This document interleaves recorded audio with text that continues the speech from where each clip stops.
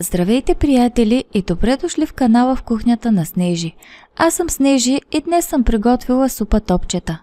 Тази супичка става много вкусна и винаги е подходяща както за обяд, така и за вечеря.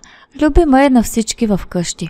Но преди да започнем, ще ви помоля, ако моите видеа ви харесват, да се абонирате за канала, по този начин ме подкрепяте много.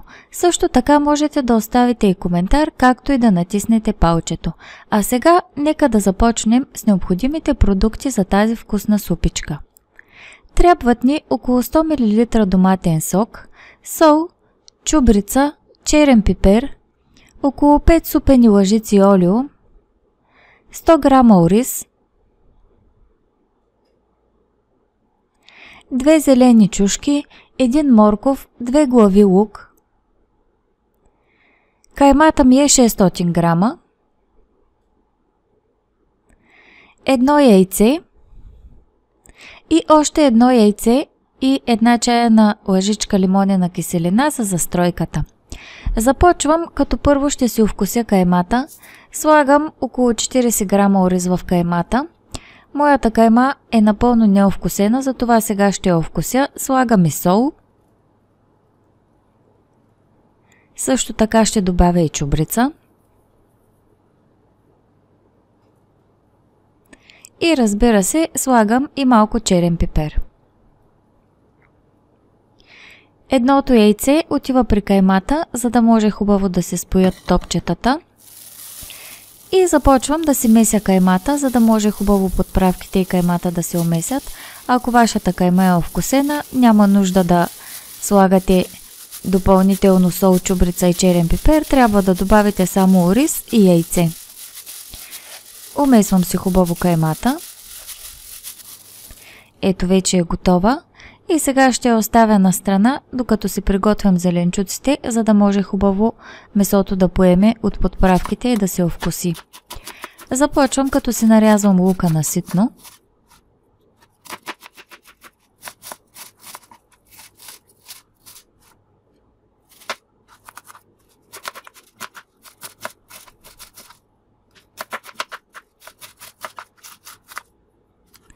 След това ще си нарежа и морковчето отново на ситно.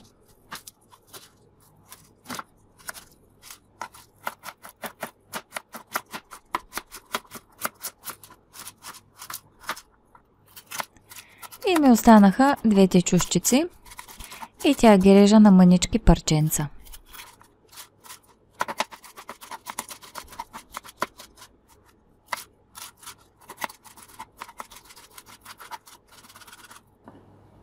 Ето ги готовите нарязани зеленчуци.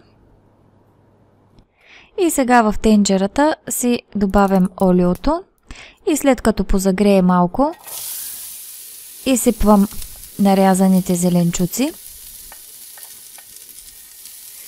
Разбърквам ги хубаво и ще ги запържвам за около 4-5 минутки, за да могат да поумекнат хубаво. Като от време на време ще разбърквам, разбира се.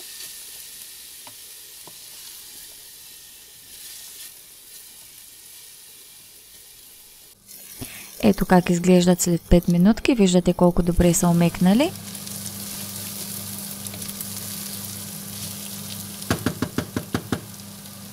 И сега е време да си налея водата в тенджерата.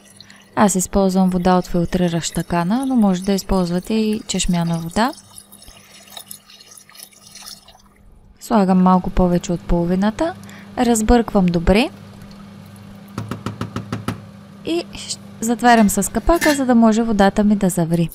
Междувременно ще си направя топчетата. Правя ги на ръка, едно по едно. Има и други начини, разбира се, може да използвате пош и след това да ги нарежете, но аз ги правя по този начин. Не отнема чак толкова много време. Ето ги, готови са топченцата.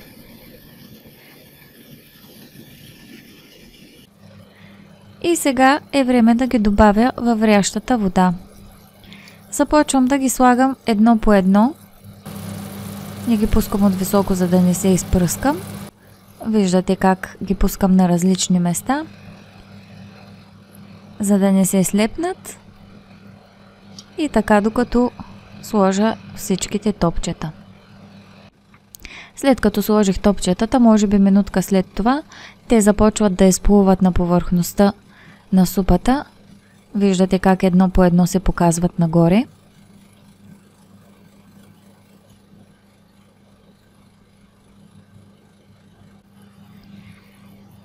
И сега разбърквам хубаво супичката. И ще я оставя така да поври за около 10-15 минутки. След като е повряла 10-15 минутки, добавям доматения сок, разбърквам добре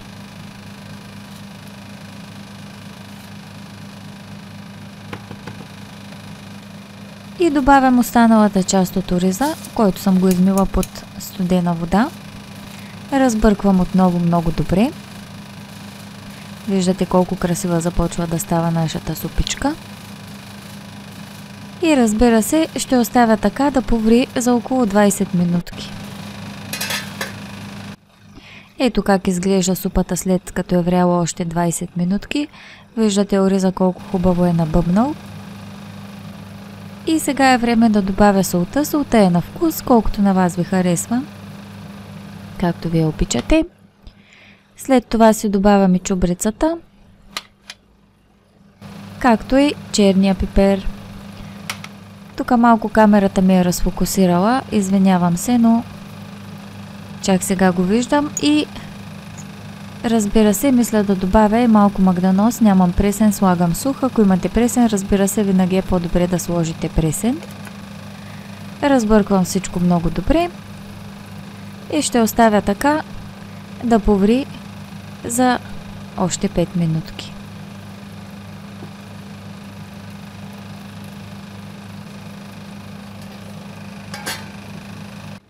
Ето след като повря още 5 минутки как изглежда супичката.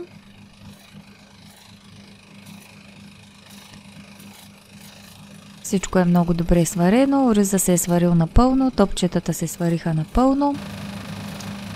И сега е време да дръпна супата от котлона и да си направя застройката.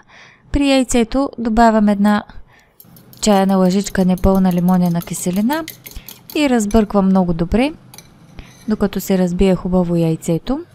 И след това, както ви казах, дръпнах супата от котлона и с черпак наливам малки части от бульона при яйцето на тънка струйка, за да не го пресека, за да може да се темперира или, както се казва, да се изравнят температурите на супата и на яйцето, за да не се пресече яйцето. Наливам така няколко черпака с бульон от супата.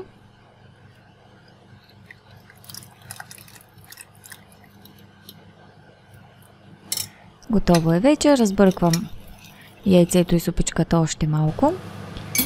И сега на много тънка струйка започвам да наливам застройката в супата, докато, разбира се, едновременно с това бъркам.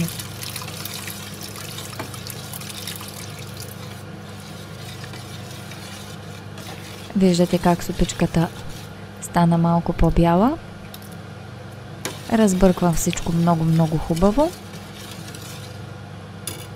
И сега е време да я върна отново на котлона, за да може да заври и да поври минутка-две, не повече. Това се прави, за да може да сме сигурни, че яйцето се е сварило напълно. Ето вече супичката завря и повря около минутка-две. Разбъркваме много хубаво и ще я дръпна от котлона, защото е напълно готова за консумация.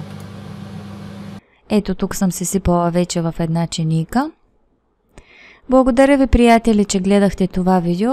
Ще се радвам да се абонирате за канала, да оставите коментар, също така може да споделите и с приятели в социалните мрежи. Чао, чао и до следващият път!